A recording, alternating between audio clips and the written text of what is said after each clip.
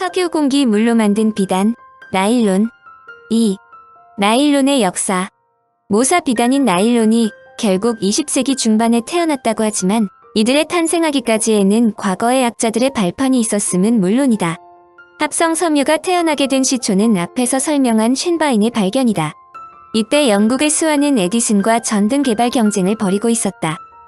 그는 전등의 필라멘트 개량에 열중했는데 쉔바인이 발견한 물질이 필라멘트의 유용한 성분이 될 것으로 판단했다. 오랜 연구 끝에 그는 에디슨의 전구보다 부족하지만 그런대로 빛을 발생시킬 수 있는 필라멘트를 만들어냈다. 이 필라멘트는 질산셀룰로스에서 뽑아낸 섬유를 여러 겹으로 꼰 것으로 이것은 오늘날 사용되는 화학섬유 제조법의 토대를 거의 마련한 셈이다.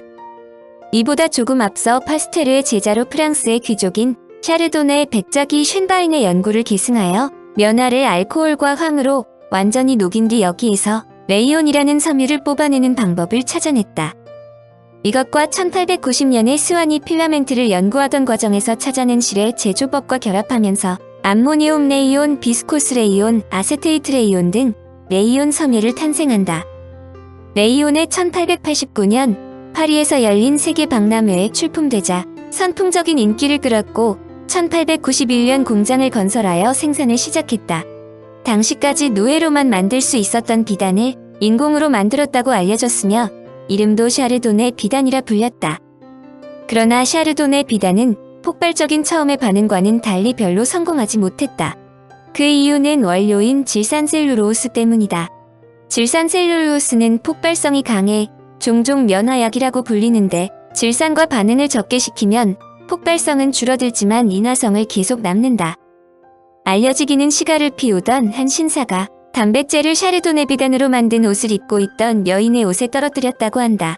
그러므로 샤르도네 비단 옷을 입었던 이 여인에게 어떤 일이 벌어졌을지는 쉽사리 짐작할 수 있지만 그 여인의 운명에 대해서는 알려진 바가 없다. 여하튼 샤르도네는 당대의 귀족에다 부우였음에도 결국 비단 사업을 접지 않을 수 없었다. 물론 프랑스의 부호 중에 한 명인 샤르도네가 이런 일에 좌절할 리 없는 일이다. 1895년 샤르도네는 나이트로아를 없애는 약품을 공정에 포함시켜 훨씬 더 안정적인 셀룰로스 기반의 인조 비단을 생산했다. 1901년 영국의 찰스 크로스는 잘 알려진 비스코스라는 인조 비단을 개발했다. 비스코스는 높은 점도를 갖고 있다는 뜻이다. 비스코스의 등장, 즉 레이온은 폭발적으로 천연 비단이 추억 속의 직물로 포함될 정도였다. 현재도 비스코스 공정은 사용되고 있는데 이후 레이온 섬유는 나무의 펄프를 녹여서도 뽑아낼 수 있는 방법이 개발되어 오늘날 양복의 안감이나 한복 등에 사용하고 있는 매끄러운 섬유가 태어난다. 물론 아직도 레이온은 문제점을 노출시키고 있는 재료이다. 펄프를 녹이는 과정에서 유독 가스가 발생시키기 때문으로 우리나라에서 발생하여 공해의 위험성을 단적으로 알려준 원진 레이온 직업병 사태는 바로 이 유독 가스 때문에 발생한 것이다. 레이온의 문제점은 학자들에게 목표를 세워주었다는 것을 의미한다. 레이온의 장점만 취하고 단점은 없앨 수 있는 새로운 형태의 인조비단을 만들자는 것이다. 이 작업을 성공적으로 이끈 사람이 캐러더스이다. 캐러더스는 1896년에 미국 아이오와주에서 사형제 중 장남으로 태어났다. 몸이 허약한 데다가 가정 형편도 어려워 공부를 계속할 처지가 아니므로 아버지가 근무하고 있던 캐피탈 대학의 상과대학에 입학하여 속성부기 등을 배웠다. 그러던 중 아버지가 그 대학의 부학장으로 승진하면서 집안 형편이 나아지자 1915년에 대학을 졸업한 후 타키오 대학에서 조교 자리를 얻을 수 있었다. 그곳에서 그는 화학과에 등록한 뒤 학생들의 실험 조교로 일하면서 본격적으로 공부를 시작하여 1924년 분자결합론으로 박사학위를 받았다. 1926년에 하버드 대학에서 유기화학을 강의하면서 당시 첨단 분야였던 중합체 연구에 중점을 두고 있었는데 듀퐁사의 스타인이 그를 적극 영입하고자 했다.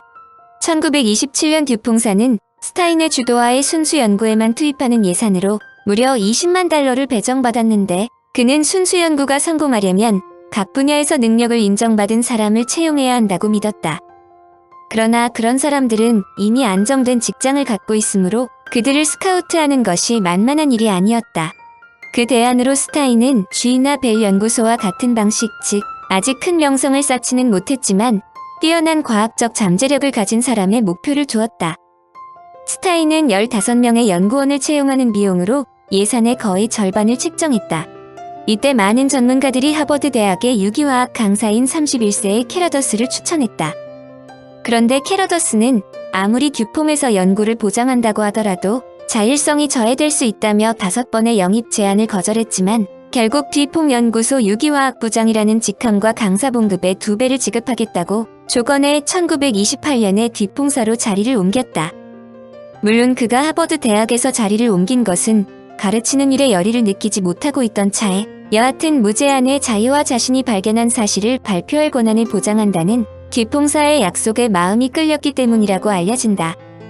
1929년에 세계적으로 대공황이 닥쳤을 때 듀퐁사에서는 오히려 불황을 극복하기 위해 공격적인 경영 방법을 택했다. 신제품 개발만이 대공황을 이길 수 있는 방법이라고 믿었기 때문에 우수한 젊은 과학자들을 뽑아 예산을 최대한 지원하고 무제한의 실험을 할 수 있는 환경을 만들어주면 훌륭한 결실을 맺을 수 있을 것이라고 믿었다.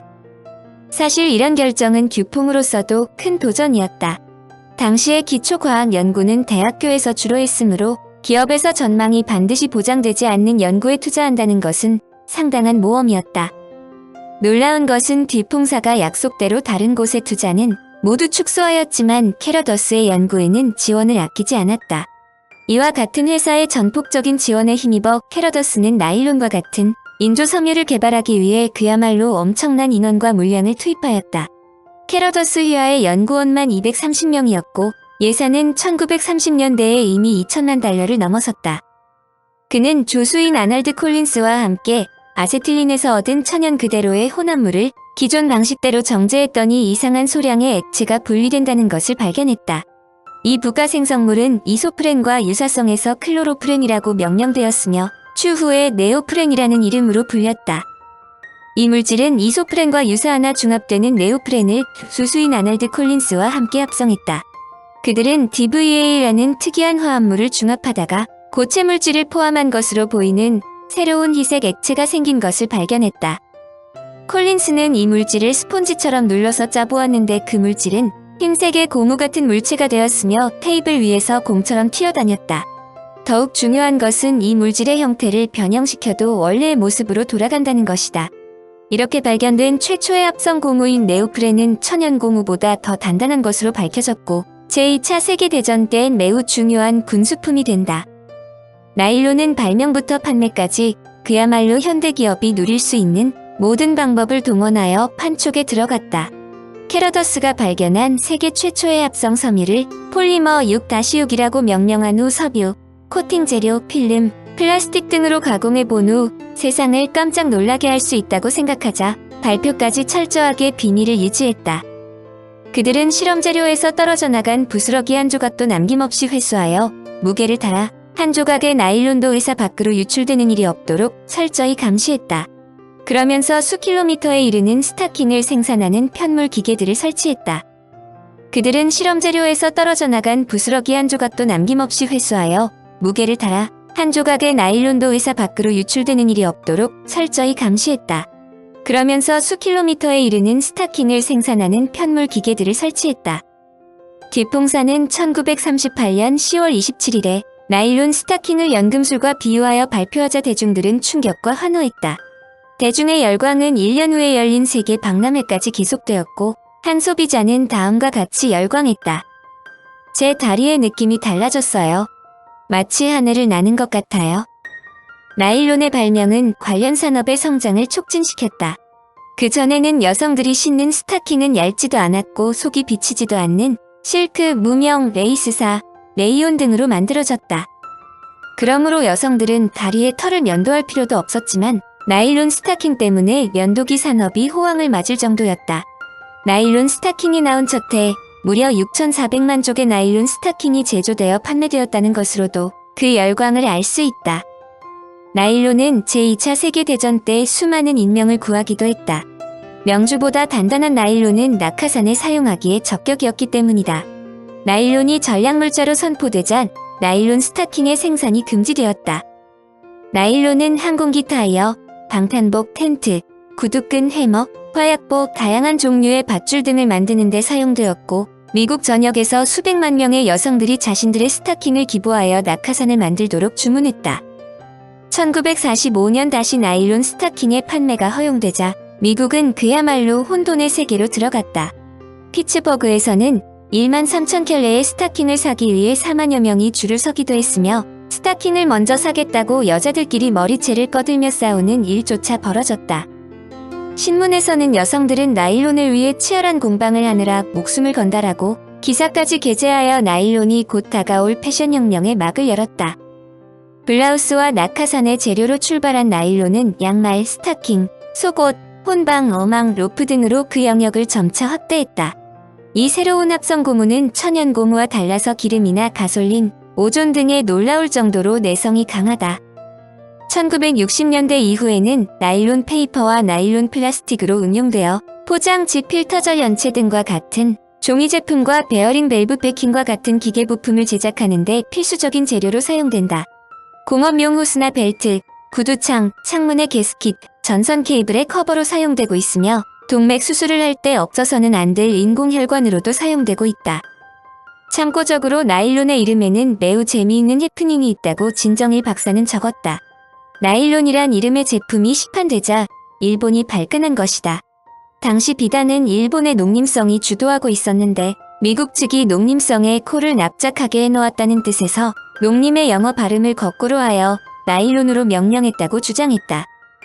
이 사건은 도쿄의 한 일간지가 나일론이란 상품명이 Now You Louse Old Nipponis라는 영어 표현의 첫 머리 글자를 따서 지은 이름이라고 생떼를 쓰자 더욱더 미일 간의 분쟁 요소가 되었다. 물론 뒷봉사는 그런 주장은 전혀 근거 없는 트집이며 나일론은 사내 전체 공모를 통해 결정된 이름이라고 해명하여 가까스로 진정되었다. 비단과 나일론은 비슷한 유산을 공유하고 있다.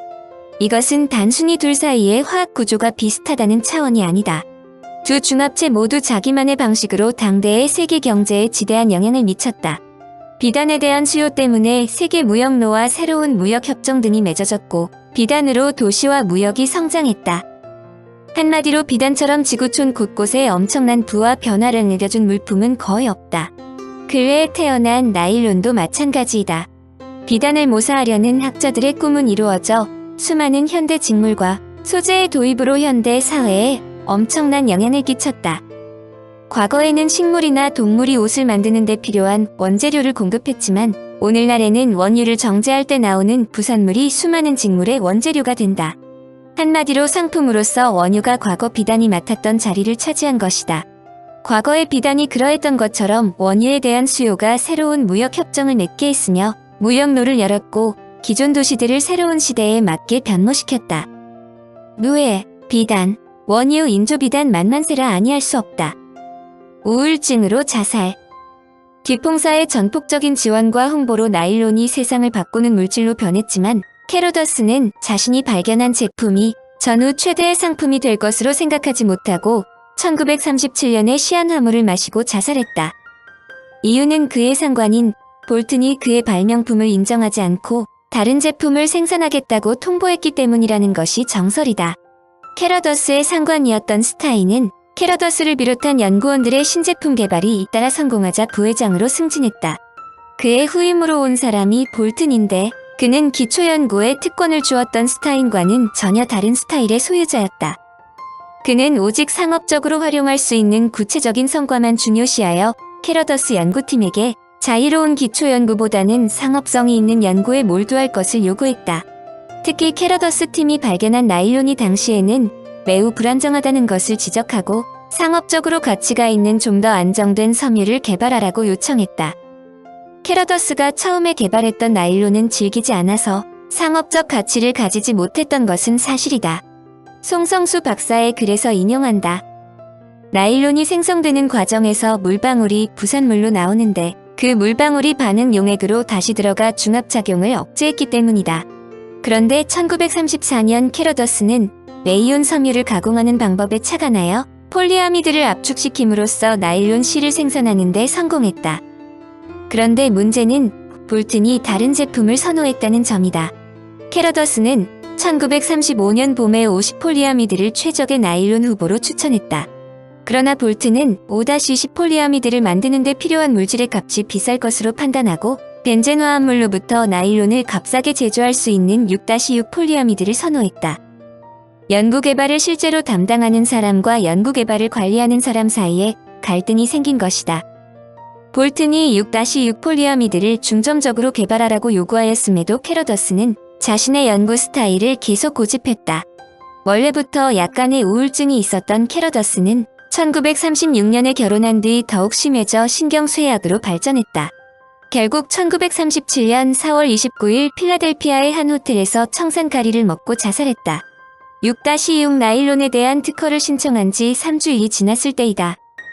그의 발명품이 사상 최고의 상품으로 성공한 것을 보면 상관과의 알력에 의해 자살을 했다는 것이 이해가 안 된다고 의아해할지 모른다.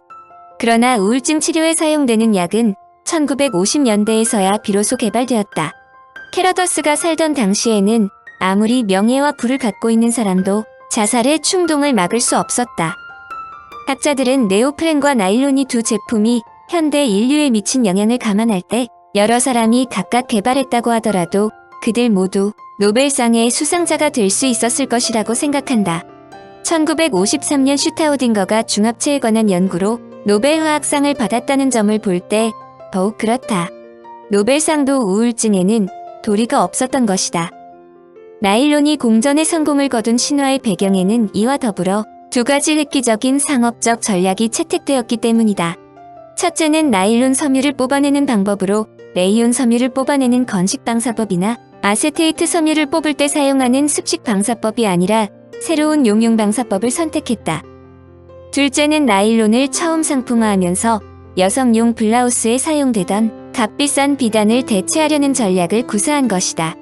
1940년부터 나일론이 시판되기 시작했는데 때마침 태평양 전쟁으로 일본으로부터 비단 수입이 단절되는 바람에 듀퐁은 나일론을 가지고 더욱 급속도로 여성용 고급 의류 시장을 잠식할 수 있었다.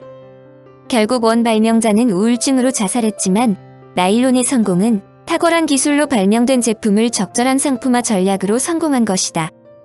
이들은 제품을 개발하면서 파이로트 플랜트, 벤치 플랜트, 상업적 생산 단계로 진행하는 단계별 연구 개발 전략을 채택하여 단계별로 규모에 맞는 실험과 생산 공정을 차질 없이 추진했으며 이 방식은 현재 대형 프로젝트를 추진할 때에도 거의 똑같이 진행된다. 참고적으로 상업적인 차원으로만 생각한다면 듀퐁사의 볼튼이 5-10 폴리아미드가 아니라 6-6 폴리아미드를 선택한 것은 현명한 판단이었다고 임경순 박사는 적었다.